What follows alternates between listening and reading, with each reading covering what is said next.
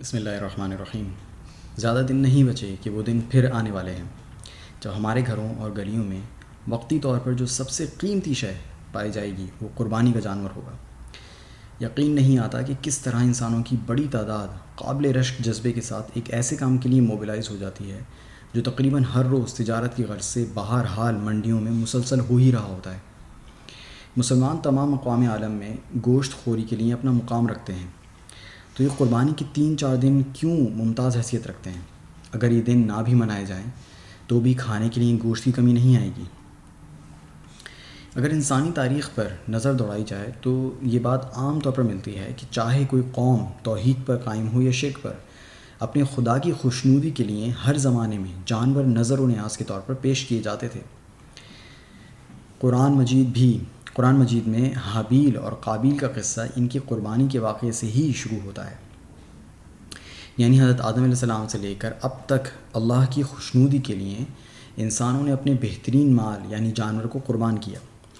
جس طرح زکوٰۃ مال کا صدقہ ہے، اسی طرح قربانی جان کا بدل ہے۔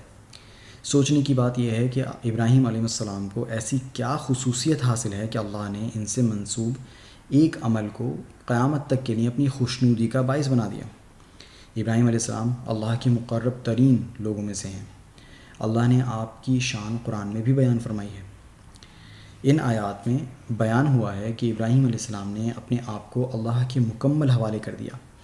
اللہ اس حوالگی کو ایکسپلین کرتے ہوئے فرماتے ہیں کہ وہ اللہ کی ہر آزمائش پر ایسے پورے اترے کہ اللہ نے ان کو تمام زمانوں کا امام بنا دیا۔ اسی امامت کے وعدے کو پورا کرتے ہوئے اللہ نے ابراہیم علیہ السلام کی اولادوں حضرت اسماعیل اور اسحاق علیہ السلام کو نبوت عطا کی۔ اسحاق علیہ السلام کی اولاد بنی اسرائیل اور اسماعیل علیہ السلام کی اولاد بنی اسماعیل کہلائے۔ محمد صلی اللہ علیہ وسلم بنی اسماعیل میں ہی سے تھے۔ اسماعیل علیہ السلام ابراہیم علیہ السلام کے سب سے پہلے بیٹے تھے۔ آپ حاجرہ علیہ السلام سے تھے۔ ابراہیم علیہ السلام اللہ کے حکم سے حاجرہ اور اسماعیل علیہ السلام کو مکے کے صحرا میں لے آئے۔ یہ اللہ کے اس عظیم پلان کا حصہ تھا جس کے تحت اللہ نے عرب اور فلسطین کی سرزمین کو اپنی وحدانیت کے لیے مخصوص کر دیا، اور اس بات کو میک شور کیا کہ کہ ان علاقوں میں کبھی بھی لمبے عرصے تک شرک نہ ٹھہرے۔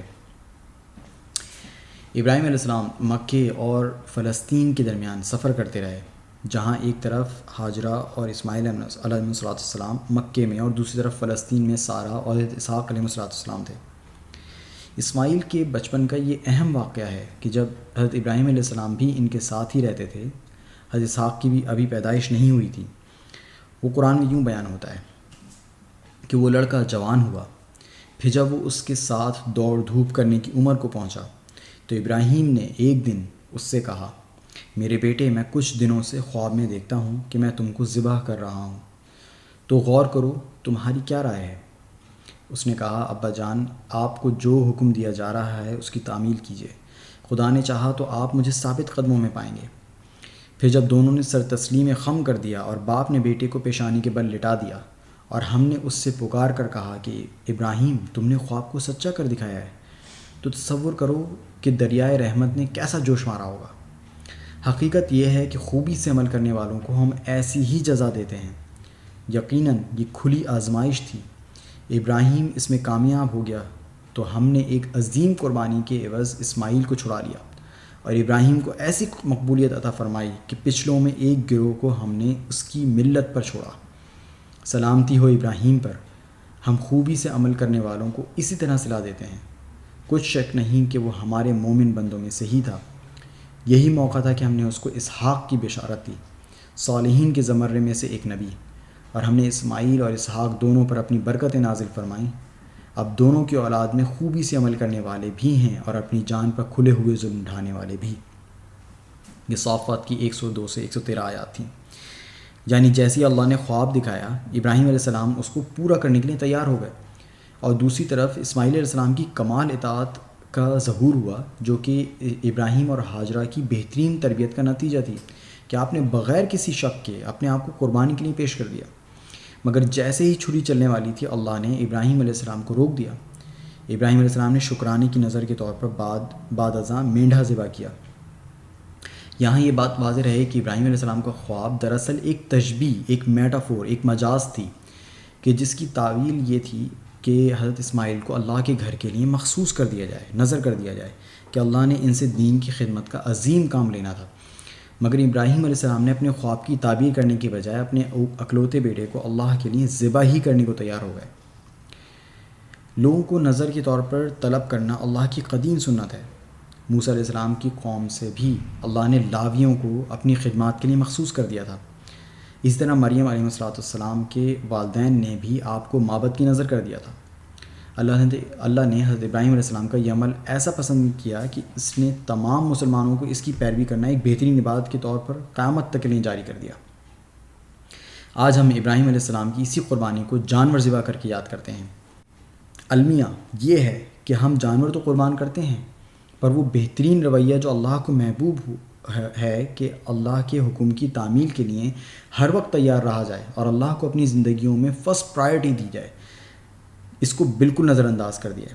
آج ہم مہنگا اور خوبصورت جانور لانے کی ریس میں اپنا وقت اور مال تو خرچ کرتے ہیں، اور پھر جانور کی خدمت کے لیے سارا دن اور پھر ساری رات جاگ کر تاش، شطرنج، لوڈو تو کھیلنے میں کوئی سستی نہیں دکھاتے۔ پر جس قربانی کی یاد میں یہ مشقت کر رہے ہیں، اس قربانی اور اس جذبہ اطاعت کو کہیں کھو بیٹھے ہیں۔ قربانی کے روز قصائیوں کی آؤ بھگت کرنے میں پیش تو رہتے ہیں، پر اللہ کی آؤ بھگت کرنے کے لیے شاید اپنی 50ویں سالگرہ گزرنے کا انتظار کر رہے ہیں، جو کسی کو نہیں پتہ کہ آنی بھی ہے کہ نہیں۔ یہ یاد رکھیے کہ قربانی واقعی بہت بڑی عبادت ہے، پر اس سے بھی بڑی عبادت نماز ہے۔ خوبصورت اور مہنگا جانور اللہ کی راہ میں قربان کرنا واقعی قابل ستائش جذبہ ہے، پر اس سے ضروری بات یہ ہے کہ مہنگی قربانی آپ کو کسی تکبر میں مبتلا نہ کرے، اور آپ اپنے دل میں یہ ترازو لے کر نہ کھڑے رہیں کہ کوئی شخص اگر تھوڑا سستا جانور لایا ہے یا کسی وجہ سے قربانی نہیں کر رہا تو آپ اللہ کے ہاں زیادہ محبوب ہیں۔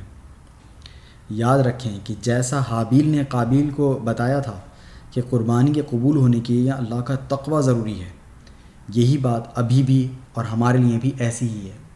اللہ کا قانون بدل نہیں گیا۔ اللہ ہم سب کو دین کے اصل مطالبات کو سمجھنے اور ان پر عمل کرنے کی توفیق عطا فرمائے۔ وما علینا الا البلاغ۔ السلام علیکم ورحمۃ اللہ۔